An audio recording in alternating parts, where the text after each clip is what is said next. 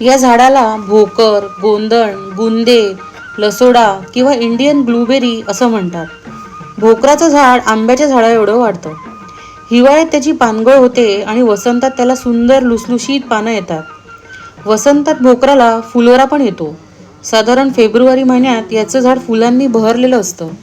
यावेळी या झाडावर प्रचंड मधमाशा आणि फुलपाखरे असतात.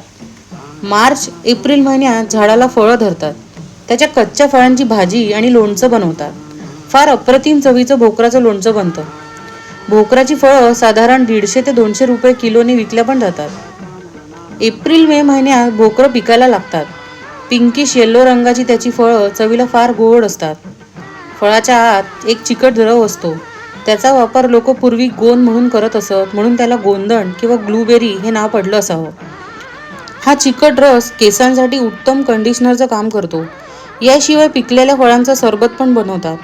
भोकराचे 2 प्रकार आहेत. एकाला छोटं फळ येतं आणि एकाला मोठं फळ येतं. पक्ष्यांचं हे फार आवडतं फळ आहे. भोकराची लागवड तुम्ही बियांपासून करू शकता. मे महिन्यात याच्या बिया गोळा करून वाळवून ठेवायच्या आणि मग पावसाळ्याच्या सुरुवातीला त्या मातीत लावायच्या.